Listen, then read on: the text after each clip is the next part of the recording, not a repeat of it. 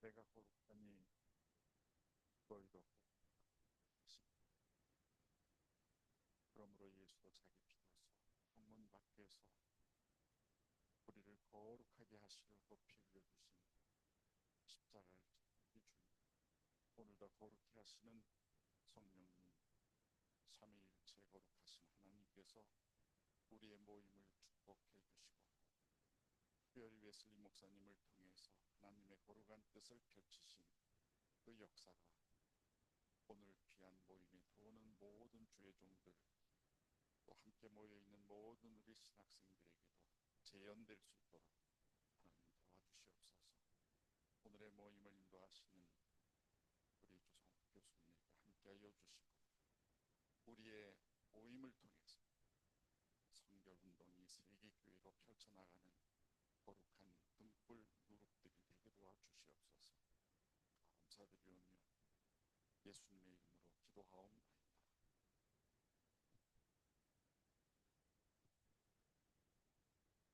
기도 감사합니다. 이제 오늘은 저희들 존 웨슬리의 표준설교 읽기에서 은총에서 은혜수단이라는 그런 설교를 가지고 저희들이 한번 공부해 보도록 하겠습니다. 여러분 개인적으로 이 은혜수단이라고 하는 이 설교 그리고 존 웨슬리가 말씀하고 계시는 은혜수단을 잘 읽어보시면 기존의 교회들, 특히 가톨릭 교회들이 얘기했던 어떤 교회 중심적인 성례 중심적인 그런 은혜 이런 것도 물론 중요했지만 강조했지만 동시에 존 웨슬리 목사님은 어떤 크리스천 라이프, 그러니까 기독교인들의 일상의 삶 자체 속에서 진행되어진 어떤 그러한 구제나 기도나 성경 읽기나 이런 것들이 그런 걸 통해서 우리가 하나님의 은총을 다시 한번 깊이 마음속에 새기며 우리가 받을 수 있는 통로라고 이렇게 말씀을 하고 계시거든요. 그래서 이 은총의 수단을 잘 읽어보시고 특별히 크리스찬 에티에 관심 있으신 분들은 존 웨슬리 목사님이 설명하시는 은총의 수단을 가지고 크리스찬 라이프 내지는 크리스찬 에티뭐 이런 걸로 이해하시는 것도 또 다른 어떤 중요한 신학적인 성찰일 수 있겠다 그런 생각을 했습니다. 제가 8전에 그 기고한 글을 읽는 방식으로 일단은 은총의 수단을 살펴보도록 하겠습니다. 먼저 설교 요약입니다. 존 웨슬리는 오직 믿음이라는 종교개혁의 신앙관에 충실한 신학을 전개했습니다. 그러나 웨슬리는 이 오직 믿음의 신앙의 원리를 해석할 때 배타적이고 협회한 태도를 고수하지 않았습니다. 그렇다고 포괄적이고 개방적인 입장만을 취한 것은 더더욱 아닙니다. 목회적이고 실천적인 차원에서 오직 믿음의 원리를 이해하고 적용했습니다. 웨슬리는 자신을 한 권의 책의 사람으로 규정했지만 동시에 자신의 신학을 전개함에 있어서는 성서 전통, 이성 경험이라는 사변형적 신학 방법론을 적용했습니다. 이러한 웨슬리의 목회적이고 실용적인 입장은 성례전이나 제자도와 같이 고대교회 전통을 재해석하여 메토디스트 운동에 탁월하게 이런 입장들이 적용되었습니다. 은혜 수단에 관한 웨슬리의 해석이 그런 좋은 신뢰가 됩니다. 웨슬리는 은혜 수단을 인정합니다. 왜냐하면 그리스도께서는 자신의 은혜를 주시기 위하여 어떤 특정한 외적 수단을 제정하셨기 때문입니다. 그런데 웨슬리는 자신처럼 은혜 수단을 목회적이고 실용적으로 이해하지 않고 가톨릭 교회처럼 은혜 수단을 은혜 목적으로 오용하거나 운든 수도자들처럼 은혜 수단을 멸시하는 자들을 발견했다고 합니다. 은혜 수단을 오남용하는 자들은 종교의 자리를 하나님의 형상을 따라 새로워진 마음속에 두기보다는 오히려 은혜의 수단을 외적 수행에 두려는 자들이며 더 나아가서 외적 수단 자체 안에 하나님께서 매우 기뻐하실 만한 그 무엇이 그분 보시기에 그들을 받아들일 만한 자로 만들어 줄 그 무엇이 있다고 믿는 사람들이라고 웨슬리는 말하고 있습니다. 반면에 운의 수단을 경시하는 자들은 하나님의 규례를 오용하는 관례가 교회 전체로 퍼져나가 이 땅에서 참된 종교를 거의 몰아내고 있다라고 단정하여 외적 종교, 종교적 규례 같은 거죠. 이런 것들은 절대적으로 무가치하여 그리스도의 종교 안에 설 자리가 없다라고 확신하는 자들이라고 웨슬리는 규정하고 있습니다. 대신에 이들은 불가피하게 외적 수단에 은혜 수단과 접촉이 없었음에도 자신들 안에 넘치는 하나님의 은혜를 경험하고 있었는데 의도적으로 외적 수단을 사용하지 않는 사람들에게도 같은 은혜가 주어질 것이라고 이들은 믿어 의심치 않았다고 합니다.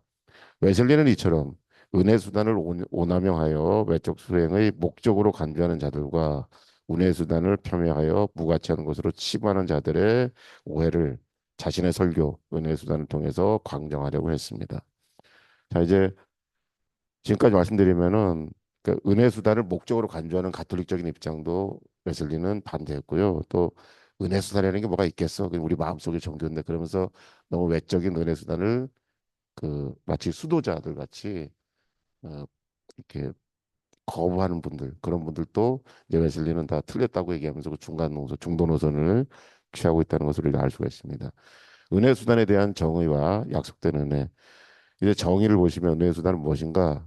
웨슬리에 있어서 은혜 수단이란 선행의 은총, 칭의의 은총, 성화의 은총의 통상적 통로로 그 목적이 지정된 바 하나님에 의해 제정된 어떤 외적인 표나 말, 행위를 의미합니다. 전통적으로 교회는 성례전을 내적 은혜의 외적 표이며 내적 은혜를 받는 외적 수단으로 정의를 내리는 것을 수용하며 동시에 이러한 은혜 수단을 제정해 주신 주님께 감사와 영광을 돌리라고 고면하고 있습니다. 은혜 수단으로 중요하게 여기는 것으로 은밀하게 드리는 개인의 기도와 회중과 함께 드리는 공동기도, 성경 읽기와 말씀 듣기, 성찬 참여 등을 들 수 있습니다. 그런데 이러한 은혜의 수단이 교회 현장에서 모리게 되는 경우가 발생을 하고 있는데요. 첫째로 은혜의 수단이 제정된 고유의 목적으로부터 이탈될 때 그것은 존재 목적을 상실합니다. 즉 은혜의 수단이 영적이고 내적인 기독교를 섬기지 않고 그 스스로가 기독교 자체로 몰이되고 전용될 때인데 이때가 바로 그리스도교를 마음의 종교로 인도하기 위해 제정된 바로 그 수단이 오히려 그리스도교를 마음 밖으로 몰아내는 데 사용되는 그런 경우라고 웨슬레는 주장하고 있습니다. 둘째로 은혜의 수단이 외적 통로이자 수단임을 망각하고 하나님의 영으로부터 분리되려고 할 때 하나님을 아는 지식과 사랑을 고양시키는데 은혜의 수단은 무용지물이 되고 만다고 합니다. 왜냐하면 은혜의 수단은 그거 자체로 어떤 고유한 힘을 소유하지 않으며 기도의 말, 성경의 문자와 읽는 소리, 성찬의 떡과 포도주와 같은 물질 자체에는 어떤 특별한 힘이 없기 때문이다. 그냥 통로로서 역할을 하는 거죠. 이런 것들이. 능력의 원천은 오직 삼위일체 하나님이시며 은혜 수단은 통로의 역할만을 담당하고 있을 뿐입니다. 즉 은혜 수단을 반복적으로 열과 성을 다하여 준행한다고 해도 이러한 행위 자체가 의가 되어 죄인을 구원할 수는 없다는 것입니다. 죄인을 하나님과 화해시키는 것은 그리스도의 피뿐이며 우리 죄를 위한 다른 속죄물이나 공로, 우리 죄를 씻어낼 다른 셈은 존재하지 않는다고 웨슬리는 분명히 천명하고 있습니다. 그러므로 은혜 수단을 오용하면 영혼의 파국을 맞이하며 경건의 능력은 안개처럼 사라지고 경건의 모양만 앙상하게 남겨지며 더욱 심각한 것은 마음에 아직 그리스도가 없고 그래서 하나님에 대한 사랑도 아직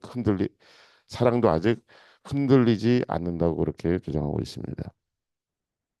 대상과 약속된 은혜, 하나님의 은혜와 구원을 갈망하는 모든 사람은 은혜의 수단을 필요로 하는 사람들입니다. 이러한 사람들은 반드시 하나님께서 제정하신 수단 안에서 은혜 수단이죠. 그것을 버리지 말고 그것을 사용하면서 그분을 기대하고 소망해야 합니다.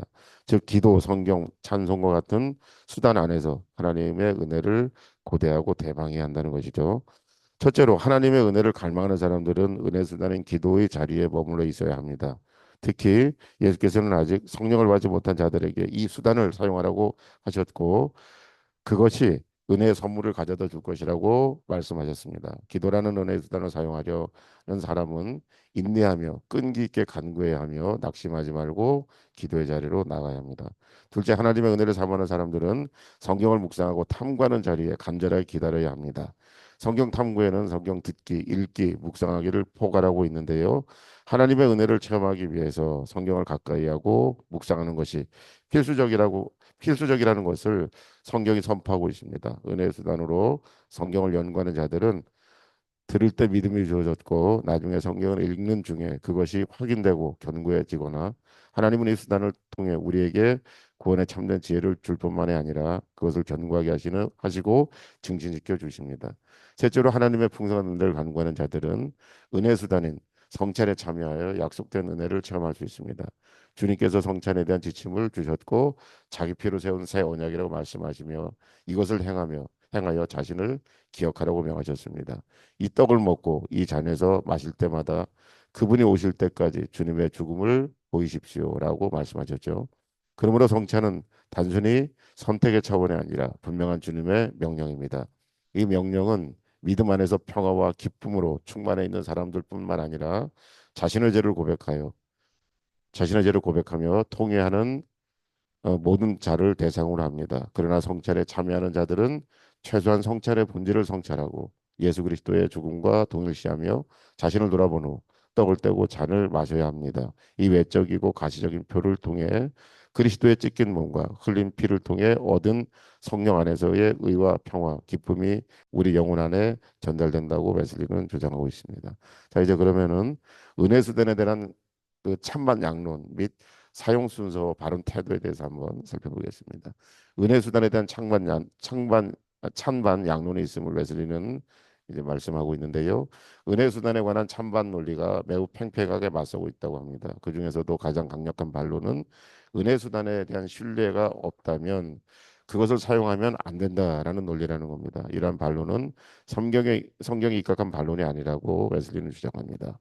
은혜 수단을 긍정하고 찬성하는 성도들은 이 은혜의 수단을 통해서 하나님께서 복을 내려주신다는 약속을 믿고 이 은혜의 수단을 통해서 하나님의 언약이 성취될 것에 대한 믿음과 신뢰 위에 서 있어야 합니다. 둘째로 은혜의 수단에 대한 반론은 은혜의 수단을 사용하는 것은 행위를 통해 구원을 얻으려는 일이라고 이렇게 그 반론을 제기한다고 합니다. 행위를 통한 구원이란 모세 율법의 제의법을 행함으로써 혹은 우리 자신의 의로운 행위를 통해 구원을 얻게 되는 것을 의미하는데요. 은혜 수단은 행위 구원과는 전적으로 다른 성서적 개념입니다. 주님께서 이 은혜 수단을 통해서 약속하셨기 때문에 그 약속에 근거해 이 은혜의 수단을 기다리는 것일 뿐이며 공로를 쌓기 위해서가 아니라고 하는 것입니다. 아들의 공로로 인한 은혜를 받기 위해 이곳에서 기다릴 따름이므로 이제 은혜 수단이죠. 이곳은 따름이므로 결코 행위 부응하는 동일시될 수 없다라고 웨슬리는 분명하게 말씀하고 있습니다. 셋째로 그리스도만의 유일한 은혜 수단이니 다른 수단은 필요하지 않다라는 견식에서 그 근거하여 은혜 수단을 반대하는 그런 부류들이 있다고 합니다. 이러한 주장은 언어 도단이라고 웨슬리는 분명하게 말씀하고 있는데요. 은혜 수단으로서의 기도를 언급할 때 우리는 기도를 하나님의 은혜가 전달되는 매체로서 이해하고 있는 것이며 그리스도가 유일한 은혜의 수단이라고는 말은 그분이 우리가 받을 은혜를 위해 지급된 유일한 속전이며 우리를 위해 주실 은혜를 피로 사신 분이라는 것을 의미한다라고 웨슬리는 분명하게 말씀하고 있습니다. 넷째로 구원을 기다리라라는 성경 말씀에 의지하여 은혜의 수단을 사용하는 것을 반대하는 그런 분들도 있다고 합니다. 하나님의 선물인 구원을 얻기 위해 하나님의 주권을 인정하고 인내하며 기다려야 하는 것은 마땅하다고 웨슬리도 동의를 하는데요. 그러나 하나님께서 기다리라고 명령하신 길과 장소가 있다면 응당 우리는 모두 그 지시한 곳에서 기다려야 한다라고 웨슬리는 또 반론을 이렇게 펴고 계십니다. 그래서 여호와여 주께서 심판하시는 길에서 우리가 주를 기다려 싸우며 주의 이름을 위하여 또 주를 기억하려고 우리 영혼이 사모하나이다.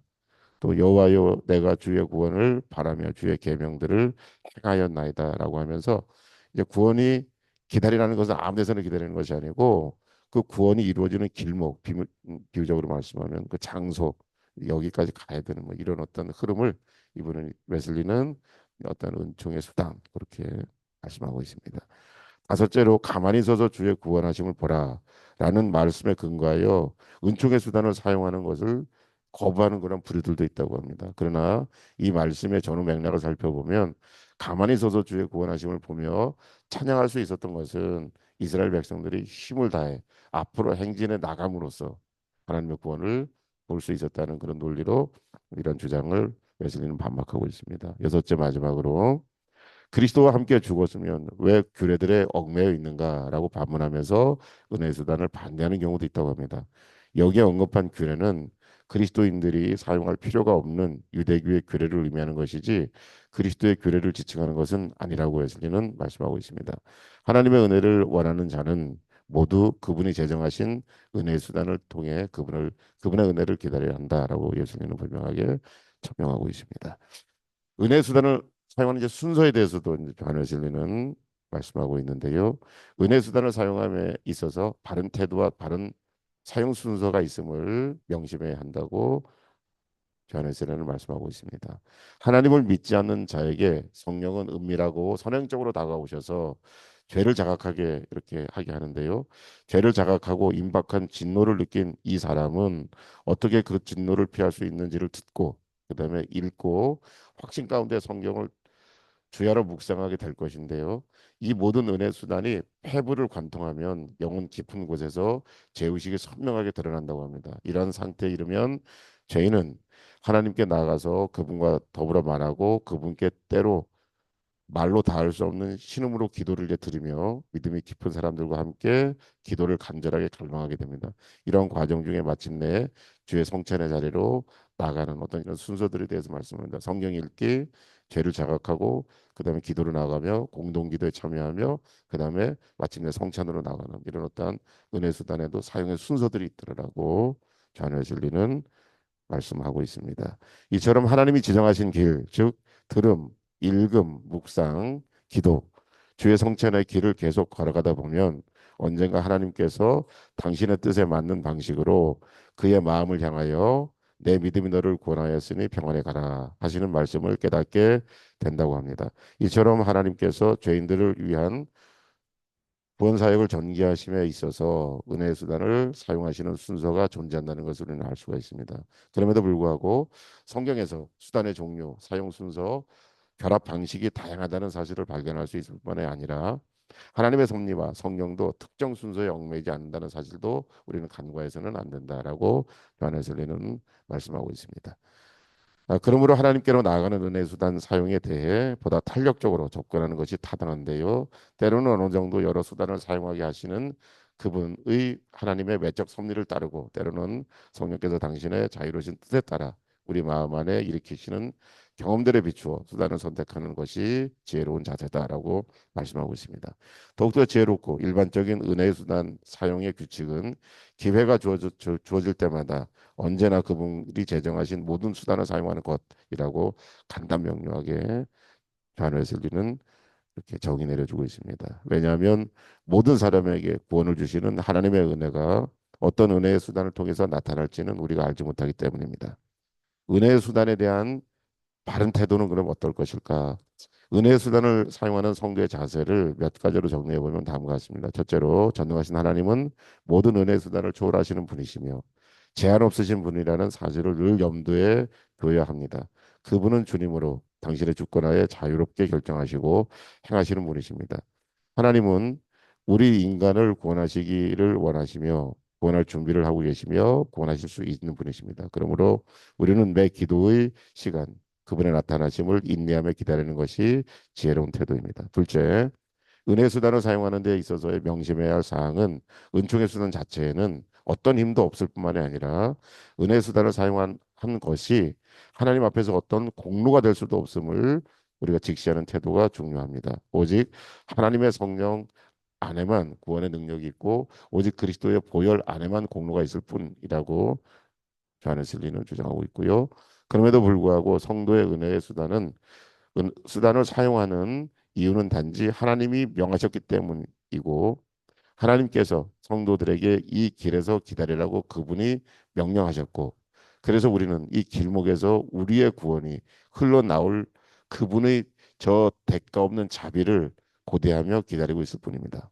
셋째로 우리가 은혜의 수단을 사용할 때 반드시 은혜의 근거이시고 출처되시는 하나님께만 집중해야 합니다.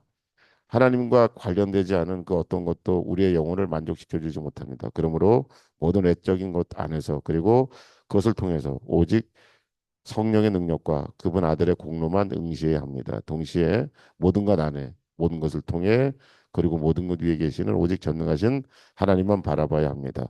그러므로 모든 은혜의 수단은 수단으로만 사용해야 합니다. 만일 이 원칙을 지키지 않으면 은혜 수단은 단지 배설물이요 찌꺼기일 뿐이기 때문입니다. 마지막으로 은혜 수단을 사용한 뒤에 자신의 행위를 가치 있는 것으로 보거나 어떤 위대한 일을 행하기로 한 듯 자화자찬하지 말아야 합니다. 오직 하나님 앞에서 우리 자신이 반드시 겸손해야 하며 하나님께 영광을 돌려야 합니다. 은혜 수단을 사용하는데 하나님께서 함께 계실 뿐만 아니라 그의 사랑이 우리들의 마음속으로 흘러 들어왔다면 은혜 수단을 사용함에 있어서 외적 행위는 다 잊고 말았을 뿐만 아니라 우리는 만유가 그분으로 충만해 있음을 보고 알고 느끼게 될 것입니다. 이제 결론입니다. 사도행전에 따르면 고대 교회에서 이미 은혜 수단을 선용하고 있었음을 증언해주고 있습니다. 그러나 교회의 역사가 전개되어 가면서 은혜 수단을 오용하여 수단 자체를 목적으로 다루는 경향이 양산되었고 반대로 은혜 수단을 경시하고 경멸하는 기독교 공동체가 등장하게 되었습니다. 은혜 수단에 대한 이러한 경시와 오용의 태도를 지향하고 은혜 수단의 본질과 의의를 정확하게 파악하며 그 목적에 따라 유익하게 사용해야 할 것입니다. 은혜 수단은 결코 목적이 될 수 없으며 하나님 아버지의 은혜와 예수 그리스도의 구원의 은혜의 설명의 의와 희락과 화평을 누리는 통로임을 명심해야 합니다. 회개, 믿음, 칭의, 중생, 성결을 향하는 구원의 여정 가운데 가능한 최대한으로 은혜 수단을 사용하는 것이 신앙의 유익이 됩니다. 그러나 신앙의 여정 가운데 질서 있게 믿음의 수단이 적용될 수 있지만 때로는 하나님의 의지와 주권에 따라 하나님의 은혜가 나타나고 역사하실 수 있음을 우리는 알아야 합니다. 여기까지 이제 내용을 제가 요약한 것이고요. 이제 설교를 한번 해설해 보겠습니다.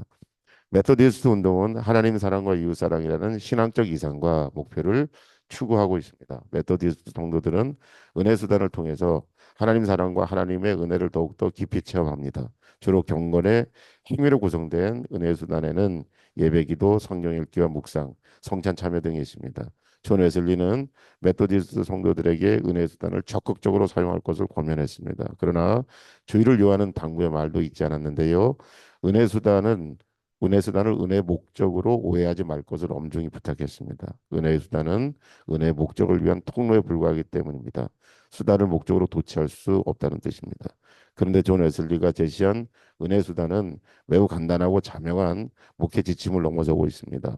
성례에 관한 실천적이고 목회적인 새로운 해석과 전망을 담고 있는 신학적 개념과 지평으로 이해해야 합니다. 즉, 존 웨슬리는 인효론과 사효론의 논쟁으로 점철되어 온 성례 논쟁의 거리두기를 하면서 성례를 은혜 수단과 통로로 이해하는 태도를 견지했습니다. 동시에 이러한 견해가 성례 무용론을 지지하는 것이 아님을 분명하게 천명했습니다.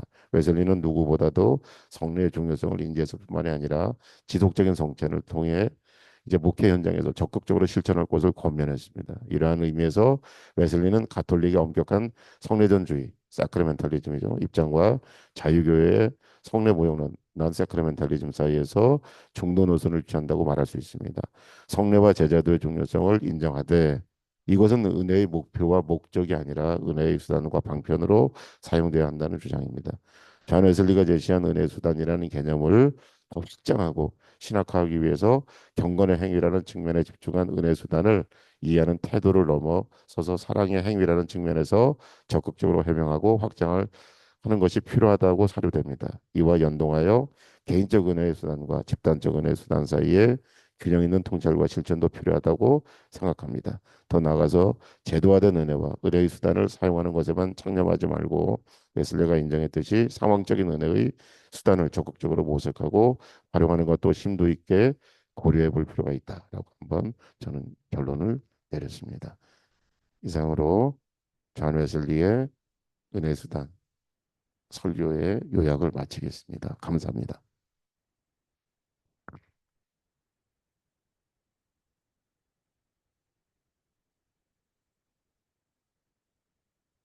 그럼 이제 소장님 나오셔서 진행해 주시겠습니다. 그러면 예, 그러면 질문을 한번 받도록 하겠습니다. 혹시 질문 있으신 분들은 질문해 주시기 바랍니다.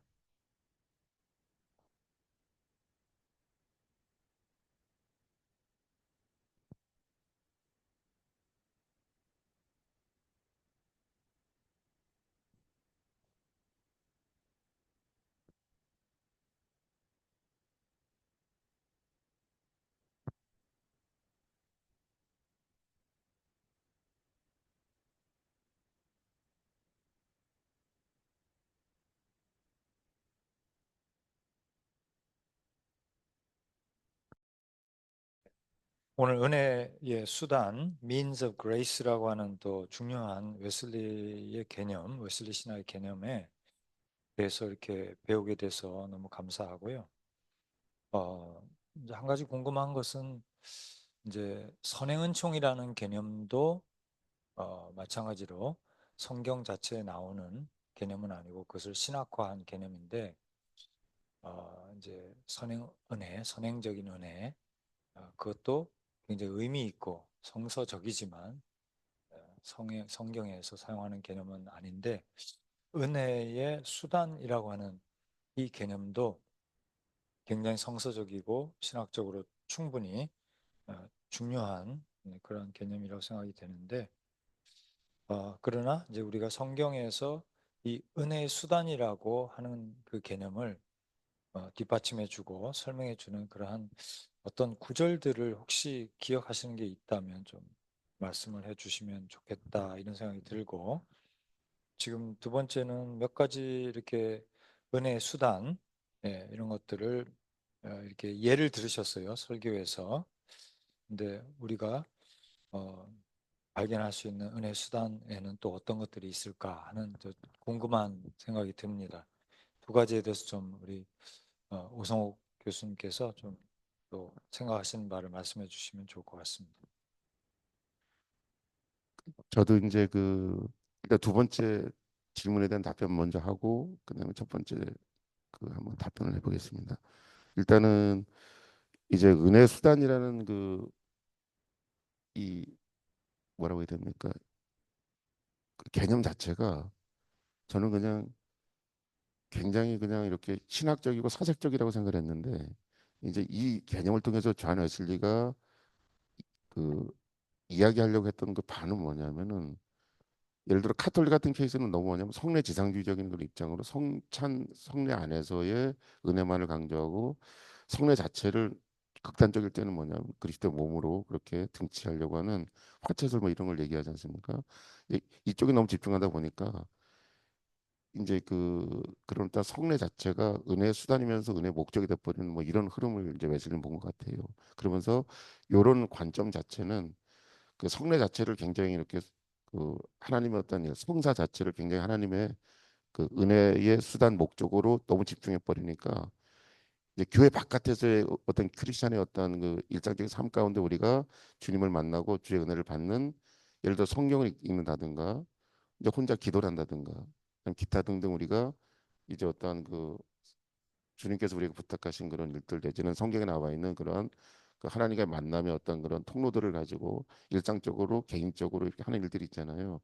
이런 것들에 대한 어떤 은총의 수단으로서의 가치가 이렇게 조금 약화되는 뭐 이런 것들을 존 웨슬리는 보신 것 같아요. 그래가지고 교회 안에서 있어지는 어떤 그런 성사나 성례에 대한 어떤 그런 강조도 하지만 개인으로 교회 바깥에서 혼자 하는 어떤 그런 일련의 모든 우리들의 어떤 그런 그 기독교적인 종교적인 어떤 행동들, 기독교적인 어떤 그런 기도나 말씀 읽기, 묵상, 찬양, 기타 등등 이런 것들을 굉장히 가치 있게 본 그런 맥락에서의 은총의 수단을 이제 이렇게 말씀하신 것 같습니다. 그래서 하나님의 은혜라고 하는 것이 교회 안에 성사를 통해서 신부들에 의해서 이런 맥락이 아니고 누구나 일상적인 크리스천의 삶 가운데서 우리가 드리는 기도 가운데서 개인이 드리는 말씀 읽기, 기타 등등 이런 걸 통해서도 충분히 하나님의 은혜를 받을 수 있는 어떤 이런 부분들을 드러낸다라고 하는 입장에서는 그 은혜 수단이라는 이 설교가 또 다른 이제 제가 느낌을 받았어요. 그래가지고 뭐가 있는가라고 얘기했을 때 예를 들어서 뭐 성경 읽기도 있을 거고 성경에 대한 묵상도 있을 것이고 기타 등등 뭐 구제도 들어가거든요. 구제하는 거 기독교인으로서 우리가 이제 개인적으로 내지는 같이 모여서 하는 그런 교회 바깥에서의 모든 활동 가운데서도 이 우리가 하나님의 은총을 우리가 얻을 수 있는 통로가 된다라고 하는 이 부분을 드러낸 것이 이제 되게 놀라운 것 같고요. 이거는 만인 사제설을 넘어서는 그 어떤 표현해야 되나 만인 사제설은 이제 교회 안에서의 우리 그 어떤 그 신부들 내지는 이런 분들만이 어떤 그 사제로서 인정받았지만 루터 같은 케이스는 이제 만인 사절이라 그러잖아요. 근데 우리 웨슬리가 얘기했던 건 어떤 거냐면 이과 유사하게 교회 안에서 일어나는 성사 성례만이 아니고 교회 바깥에서도 우리 크리스천들이면 하는 그 모든 어떤 그러한 하나님과 관련된 내지는 우리가 어떤 기독교인 어떤 삶 자체가 그, 그 하나님의 은혜를 받는 통로가 될 수 있다라는 굉장히 뭐냐 교회론적 차원에서 지평을 활짝 열어놓은 문을 연 뭐 이런 맥락으로 이해할 수가 있고 이것에 근거되어서 기독교 윤리 크리스천 에틱을 한번 그 하게 되면 쓰게 되면 굉장히 좋은 어떤 퍼스펙티브 오겠다라는 겁니다. 그래서 뭐가 있을까라고 했을 때는 제가 볼 때는 뭐 다 있으면 구제 그다음에 무슨 찬송 기도 성경 읽기 성경 듣기 또 나름대로 묵상도 있겠죠. 점점 이런 것들 교회 바깥에서 우리가 할 수 있는 그 모든 것들이 다 은혜 통로였다라고 하는 것이라고 저는 이제 웨슬리는 이렇게 말씀하고 있습니다. 그래 놓고 보니까 정말 우리들의 삶 자체가 자체 가운데 하나님을 생각하고 하나님께 드려지는 모든 뭐 시와 찬미와 그 모든 것들이 다 은혜 수단이 될 수 있다라고 웨슬리는 문을 확 열어놓은 것 같습니다. 이게 이제 그 두 번째 질문에 대한 답변 것 같고요. 첫 번째는 이제 어떤 내용들이 있을까라고 얘기했을 때 이제 제가 오늘 말씀드린 은혜 수단에 관한 찬반 양론에 보면은 정확하게 이제 어디에 있다라고 잔 웨슬리는 그 은총의 수단의 성경이 어디에 있다라고 정확하게 지적함에 있어서 정확하게 당신의 주장을 얘기하기 이전에 요런 은혜 수단이 어디 있냐고 이렇게 반대적인 입장을 지금 뭐냐면 한 6가지로 이렇게 얘기를 합니다. 그런데 거기에 대한 반대 입장을 성경 말씀을 가지고서는 성경 말씀 이런 게 있다라고 하면서 다 이렇게 은총의 수단에 대한 성경의 어떤 그 뭐라고 해야 되나 근거를 말씀하고 있거든요. 첫째 보시면은 그 은총의 수단이라고 하는 것이 그 은총의 수단에 대한 신뢰가 없으면 그걸 사용하면 안 된다. 이렇게 얘기하는 부류의 어떤 주장들. 그러면서 사실은 이건 뭐냐면 은총의 수단 자체를 이렇게 묵살하려고 하는 그런 주장들이거든요. 이제 이런 거에 대한 그 내용들에 있어서 여기는 말씀은 안 나왔는데 그 그 이 말에 대한 반론은 뭐냐면은 그냥 그, 그 믿음만 있으면 사용해도 된다 이런 식으로 이제 첫 번째 건 넘어가는데 둘째로는 보시면은 은혜 수단을 사용하는 것은 행위를 통해 구원을 얻는 일 그러니까 하면 안 된다라는 두 번째 이제 반론에 대해서는 성경 말씀을 어디를 인용하냐면은 그 마가복음 3장 17절 같은 이런 말씀을 인용하면서 이제 공로를 쌓기 위해서가 아니라 아들의 공로를 인한 은혜를 받기 위해서 이곳에서 은총의 수단에서 기다린다라는 차원에서 또 그 반론을 이제 제기하고 있고요. 그다음에 또 이제 셋째로 그리스도만이 유일한 은혜 수단이 아니 수단이니 다른 수단은 필요하지 않지 않느냐라는 것으로 이제 은혜 수단이라는 것이 비성경적이다 이런 식으로 이제 주장할 때에 이분 그 웨슬리는 예를 들어서 뭐냐면은 그 수단이라는 말은 그분이 우리가 받을 은혜를 위하여 지급한 유일한 값이며 우리가 우리를 위해 주실 은혜를 피로 사신 그 분인데 그분을 뭐냐면 그 그분을 우리가 이제 뭐냐면은 그 그것은 인정하지만 이제 그분을 우리가 받는 과정 가운데 예를 들어 기도나 아니면 여기 보시면 말씀이나 이런 매체가 필요하지 않는가 이런 또 주장하고 있고요. 예, 구원을 기다리라 그러는데 왜 은총의 수단을 사용해가지고 구원을 앞당기려고 그러냐 막 이런 식으로 해가지고 그것은 비성경적인 개념이다라는 어떤 주장들이 이제 있는 것 있다라고 얘기하면서 이제 시편에 있는 119편 166절을 인용해서 여호와여 내가 주의 구원을 바라며 바라는 걸 끝난 게 아니고 주의 계명을 행했다라는 이런 그 구절을 통해 가지고 말씀을 통해 가지고 기다림뿐만이 아니라 내가 계명을 행함으로 은총의 수단을 그 계명을 행하는 그 은총의 수단을 통해서 이렇게 기다리는 것도 기다리는 것이 않는가 이런 식으로 이제 존 웨슬리는 반론을 제기하고요. 다섯째는 서서 가만히 주의 구원을 보라고 말씀을 하시는데 은총의 수단을 사용해 가지고 막 하는 건 우리가 그 행위를 하는 거 아니냐 뭐 이런 식으로 또 은총의 수단은 그러므로 성경적이지 않다라고 그렇게 제기하는 그런 그 은총의 수단에 대한 반론들에 대해서는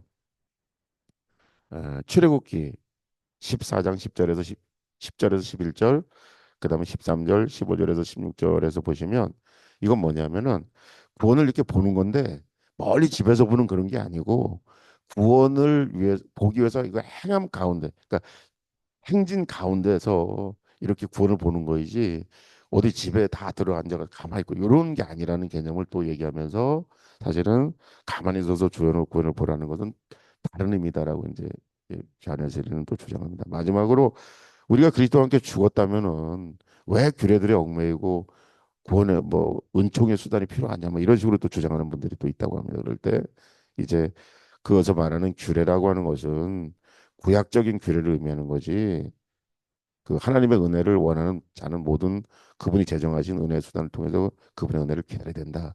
이런 식으로 반론을 제기합니다. 그러니까 소장님의 주장처럼 그 선행은총처럼 이것이 성경에 딱 나와 있는 그 맥락은 아니라서 존 웨슬리도 어떤 그 은총의 수단이 비성경적이다라는 주장을 하는 6가지 경우를 이렇게 얘기를 하면서 이제 거기에 대한 뭐냐면 반론을 제기하는 형식으로 이제 은혜 수단이 성경적이라는 것을 말씀하고 있다는 걸 알 수가 있습니다. 예. 그래서 한번 이건 좀 우리 지금 참여하신 모든 분들도 한번 은총의 수단을 한번 읽어보시면 그런 그 웨슬리의 어떤 그 논리를 한번 따라가 보시면 좋을 것 같다 이런 생각이 듭니다. 근데 말씀대로 선행은총처럼 은총의 수단이 정확하게 이렇게 말씀에 이렇게 분명하게 딱 찍혀 있는 그런 건 아니고 전체적으로 볼 때 이제 은총의 수단을 사용하라라고 하는 그런 맥락들을 존 웨슬리는 이제 말씀 가운데서 발견해서 이렇게 저와 여러분들에게 말씀하고 있는 것 같습니다.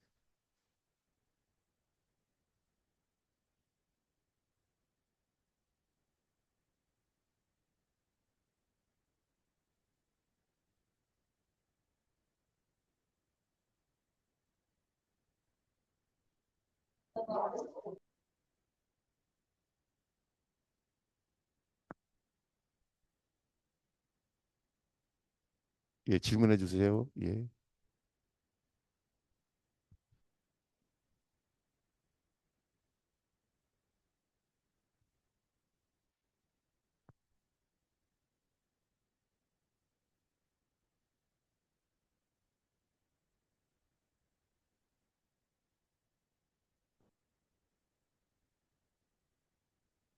예, 다른 분들이 말씀 안 하셔서 한 말씀을 더 나누도록 하겠습니다. 은혜 수단에 관한 이제 웨슬리 목사님의 정의를 이렇게 보니까 그래서 참 복음적이다라는 그 은혜 수단이라고 했을 때 그 수단이라고 하는 수단은 그 사용하는 주체가 있을 텐데 그 주체를 여기 보면은 웨슬리에게 있어서 은혜의 수단이란 선행은총, 칭의은총, 성화은총 이러한 은총의 통상적인 통로로 그 목적이 지정된 바 하나님에 의해서 제정된 어떤 외적인 표나 말 행위 이렇게 말씀하고 있는데 하나님이 제정하셨다라는 하나님이 말하자면 명령하셨다라고 하는 이런 표현이 굉장히 참 안정감을 주는 것 같습니다. 그래서 얼핏 생각하면은 우리 인간이 기도도 해야 되고 또 이렇게 또 전도도 해야 되고 말씀 묵상도 해야 되고 뭐 이제 이렇게 하지만 그러나 우리 인간이 하는 모든 것이라기보다는 하나님께서 제정해 주신 좀 넓은 의미로 말하면 성경에서 명령하고 있는 다양한 것들, 항상 쉬지 말고 기도하라 라든지 그러한 것들을 하나님이 제정하셨다는 점에서는 아마 복음주의 신학의 관점에서도 은혜의 수단이라고 하는 표현에 대해서 특별하게 이의를 제기할 이유가 없겠다 이런 생각이 들어서 감사하게 생각하고, 웨슬레 목사님이 중요한 개념들을 설명할 때 이처럼 이제 복음주의적인 그러한 판단, 하나님 중심의 이제 사고, 정의를 내려준 것에 대해서 굉장히 감사하게 되는 것 같아요. 네.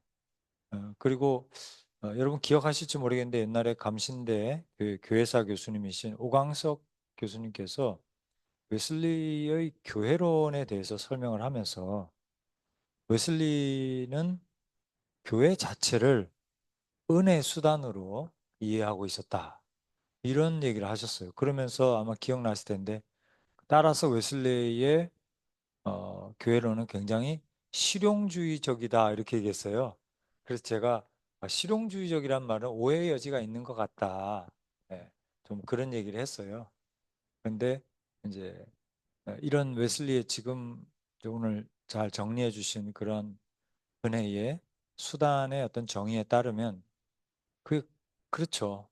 교회가 하나님의 은총의 수단이라고 말할 수가 있겠다. 왜냐하면 교회 역시도 하나님께서 제정하신 것이기 때문이고, 또 교회를 제정하신 목적은 바로 구원을 이루시고 하나님의 은혜의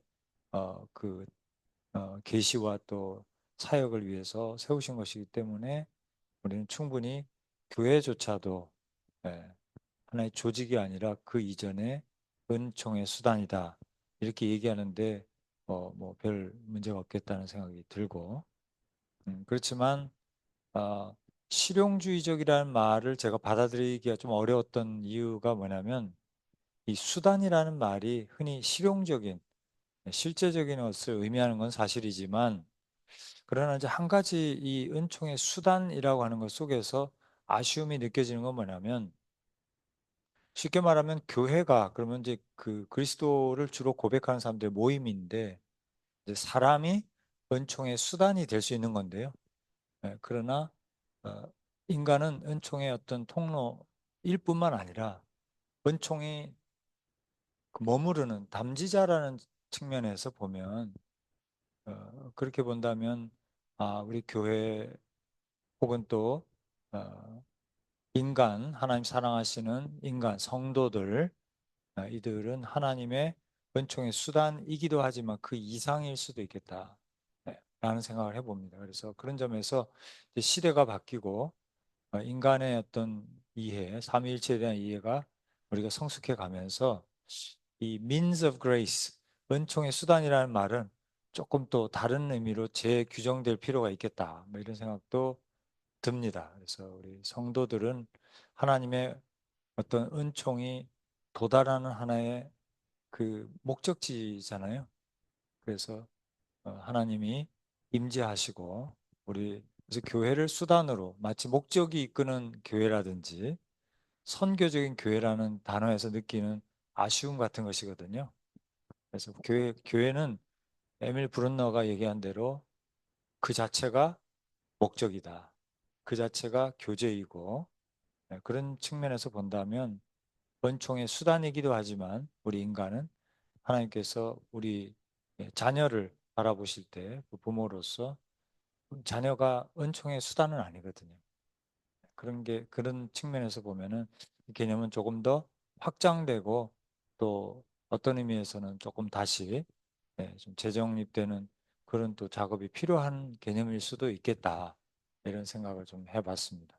감사합니다. 감사합니다. 예, 저도 조금 말씀드리면, 그러면 제가 이게 페이퍼를 얘기하면서 우리 소장님께서 지금 이제 말씀해 주셔가지고 조금 저도 말씀드리면, 어, 어떤 프랙티컬한 차원에서 저도 조금 봤던 면이 없잖아 있었던 것 같아요. 원칙을 수단이라는 거. 근데 사실 이것은 하나님이 제정하신 것이다라고 하는 기본적인 이 그 입장은 분명하게 우리가 해야 될 것 같고요. 교회론의 입장에서도 교회가 너무 프랙티컬하게 하는 것도 중요하지만, 이제 그 이전에 이것이 하나님의 은혜이고 우리 인간 자체도 뭐냐면 하나님의 은총이 최종적으로 도달하는 곳이 인간이기 때문에, 이걸 너무 이렇게 프랙티컬하거나 아니면 인본주의적으로 보는 거, 인본주의라는 건 빼겠습니다. 그냥 너무 프랙티컬하게 보는 것에서 지향되어서 그냥 하나님이 제정하신 거 어쩌면 은총의 수단이자 어쩌면 목적인 어떤 이런 맥락으로 우리가 다시 한번 이렇게 재정의하는 것도 필요하지 않겠나 뭐 이런 생각도 듭니다. 예,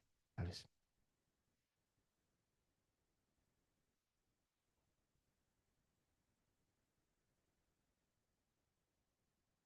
네.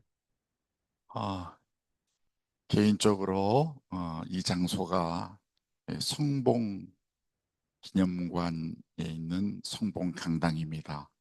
한 3, 4년 전에 이곳에서 우리 성결 모임들을 가졌었는데 그땐 참 비도 새고 참 어려움이 많이 있었어요. 근데 지금 이건 뭐 어떻게 이렇게 아름답게 은혜롭게 이걸 이렇게 만들었는지 저 개인적으로는 좀 아주 감격에 사무칩니다. 다만 기도하는 것은 여기 한 2, 300명 들어올 수 있는 아주 아름다운 강당인데 여기에 많은 우리 사람들이 목사님들, 전사님들이 오셔서 오늘 같은 이런 말씀, 오늘은 정말 웨슬리 목사님의 그 성결 목회에 아주 대한 아주 간추린 교과서가 아닌가 이렇게 생각을 합니다. 우리 초기 성결교회에 오셨던 선교사님 가운데 왓슨 박사님이 계십니다. 그 왓슨 박사님이 우리 성결교회에 오셔서 귀한 일들을 많이 하셨는데 특별히 우리 성결교회가 주일날 예배를 일반 교회보다 하나 더 만든 게 있습니다. 오후 2시에. 그게 그 유명한 성별회라는 것이죠. 네. 그래서 그 성별회는 아무나 설교할 수 없고 아무나 참석할 수 없고 아무나 받아들이지 않는 그런 특별한 모임이죠. 그래서 성결의 강사님은 반드시 당신이 성결의 은혜를 체험했다고 하는 고백과 함께 강사로 서야 되고 또 참여하는 분들은 교단을 초월해서 예수님을 믿고 거듭난 하나님의 자녀가 됐지만 그 죄악의 쓴 뿌리로 인해서 고통당하고 이걸 해결하려는 그런 갈망을 갖고 있는 분들을 모시게 된 거죠. 그때에 11시에 서울에 한 2, 30개 감리교회 또 장로교회에 파송된 선교사님들 또 성도님들이 그 소문을 듣고 자기 교회에서 11시 예배 드리고 간단히 점심들을 드셨겠죠. 그리고 우리 성결교회 성별에 와가지고 거기서 은혜들을 많이 받고 또 본의 아니게 이곳이 정말 교회다운 교회다 해서 장로교회에서도 많이 오셔서 우리 초기 성결교회 지도자 역할들을 하셨죠. 네, 그래서 오늘 이 웨슬리 목사님의 이 목회론적인 차원에서 얼마나 이게 구체적이고 당장 이번 주일부터 아니 저 같은 경우 당장 오늘 저녁부터 이거를 이제 우리 학생들하고 나누고 또 실천하고 이러면 얼마나 참 하나님이 기뻐하실까 그런 생각을 해봤습니다. 그죠? 우리 웨슬리 신앙연구소에서 정말 이 몇백 년 전에 이 위대한 웨슬리 목사님이 하셨던 목회, 또 선교, 또 여러 가지 그 모든 게 성결의 진리와 복음을 전하려는 그 열망에서 이런 말씀을 남기셨다는 게 너무 고맙고 또 바라기는 우리 학교 전체가 또 우리 웨슬리안 다 모든 웨슬리안 우리 교회들 속에 우리 웨슬리 목사님 말씀하신 대로 은혜의 수단을 잘 그대로 잘 예전에 성별회 하듯이 그렇게 했는데 딱 한 가지 그 문제가 있었다면 그 성별 우리 성결교단의 성별회가 그 일제 시대라는 그 어려운 시대에서 계속 존속되어 오다가 1960년대에 그냥 스르륵 사라졌다는 논문 발표가 있었어요.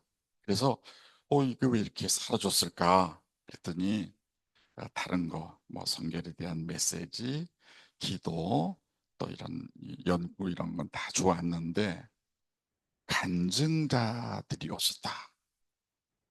그래서 간증이 끊어지니까 사람들의 마음속에는 주일날 예배 한 번 더 드리는 거 아니냐 뭐 이런 부담 때문에 조금씩 조금씩 사라져서 1964년도에 완전히 성별가 없어졌다고 하는 우리 교단의 오 무슨 목사님의 논문 발표가 있었습니다.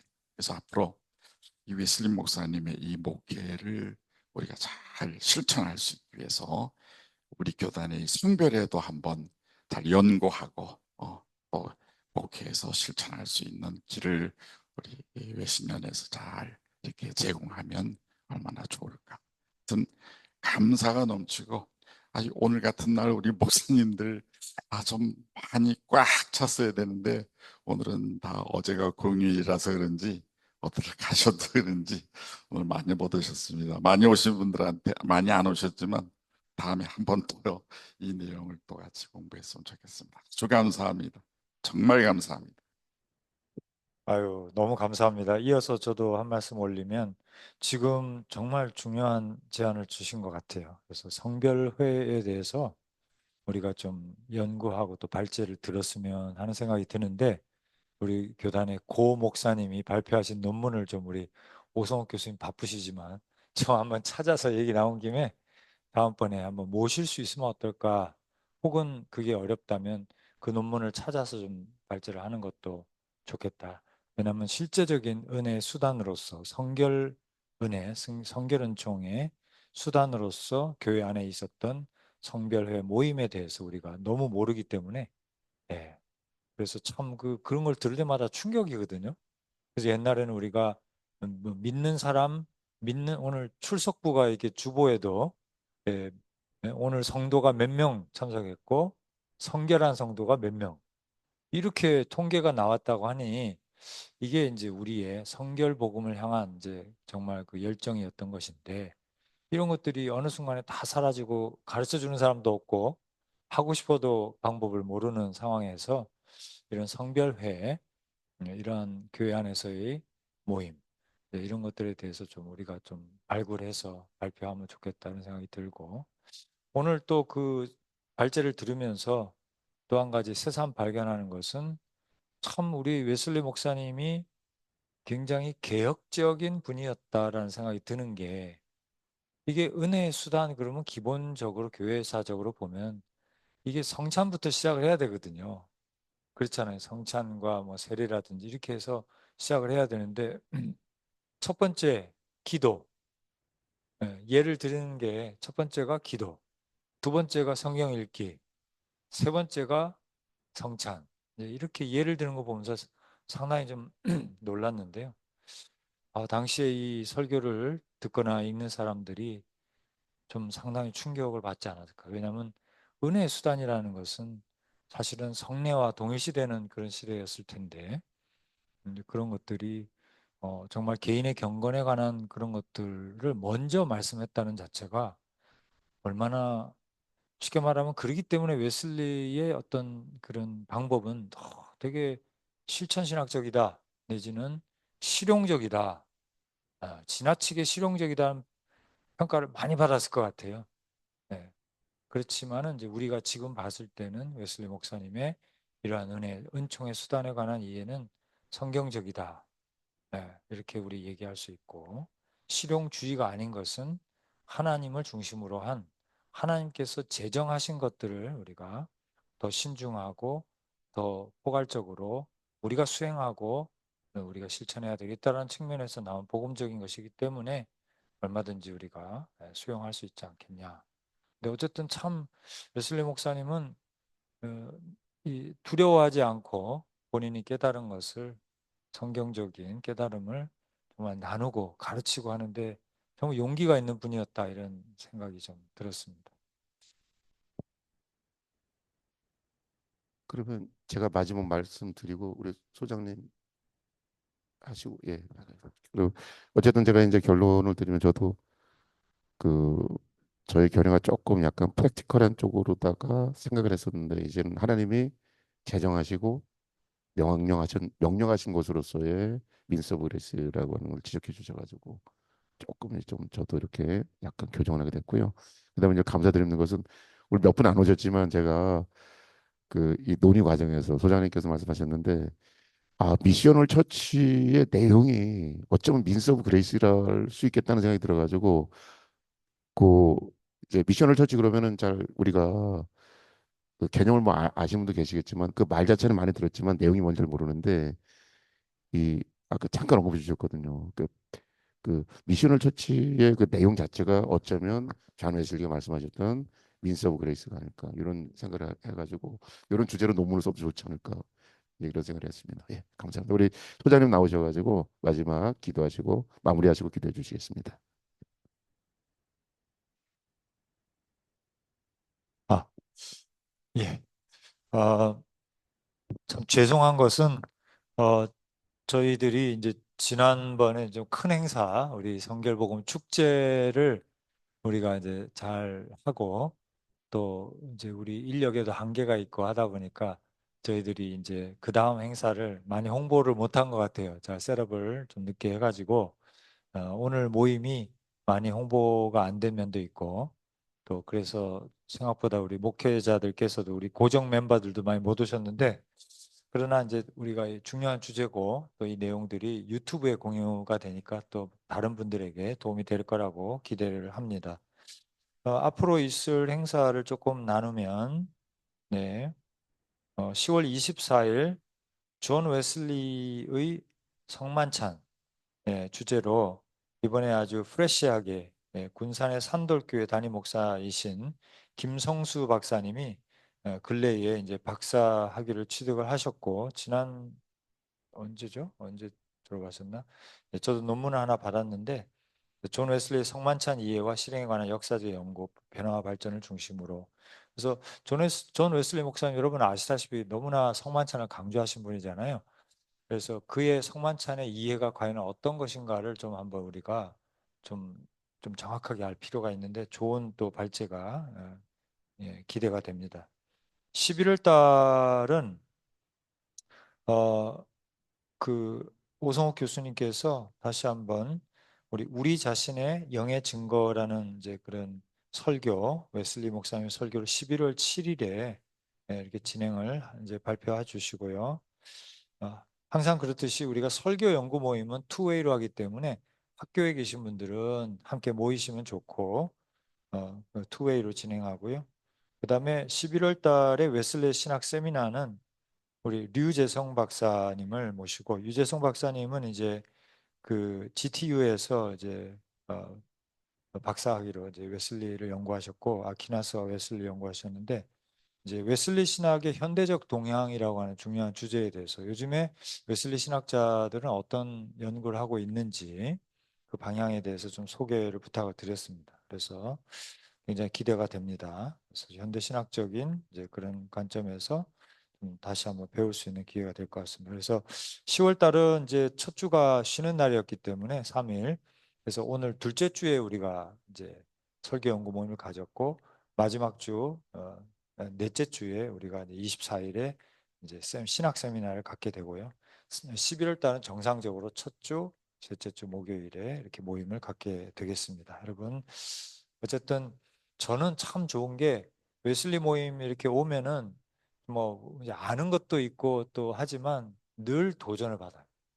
이 높은 표준, 웨슬리가 살아갔고 가르쳤던 것들에 대해서 참 도전을 받으면서 정말 이게 좀 번쩍 눈이 뜨이는 느낌입니다. 그래서 여러분들도 우리가 그냥 크리스천이 아니라 성결한 크리스천으로 살아가기 위해서 우리 이 모임이 큰 도움이 된다. 저는 이렇게 확신합니다. 네. 그래서 같이 한번 우리 기도하고 마치겠습니다. 하나님 아버지, 감사합니다. 오늘 또 웨슬리의 그 은총의 수단이라고 하는 귀한 설교를 우리가 같이 연구할 수 있는 기회를 주심을 감사합니다. 하나님 아버지, 저희 자신이 진정 은총의 수단을 주님께서 명령하시고 제정하신 모든 은총의 수단을 총동원해서 정말 저희들이 주님께 가까이 나아갈 수 있도록 주님의 은혜의 자리에 설 수 있도록 도와주시고 또한 저희들이 주님의 은혜가 다른 사람에게로 이 세계로 향해서 흘러나가는 통로가 될 수 있도록 주님 저희를 사용하여 주시고 저희들이 통이 더 커지고 더 견고해질 수 있도록 주님 도와주시기를 원합니다. 오늘도 남은 하루 또 남은 한 주간 주님 앞에 의지하고 주님께서 주시는 부어주시는 그 큰 은총이 우리가 속한 곳과 가정과 자녀와 사역지에 차고 넘치는 귀한 은총이 있도록 역사하여 주시옵소서. 감사드리고 예수님 이름으로 기도드립니다. 아멘. 수고 많으셨습니다. 감사합니다.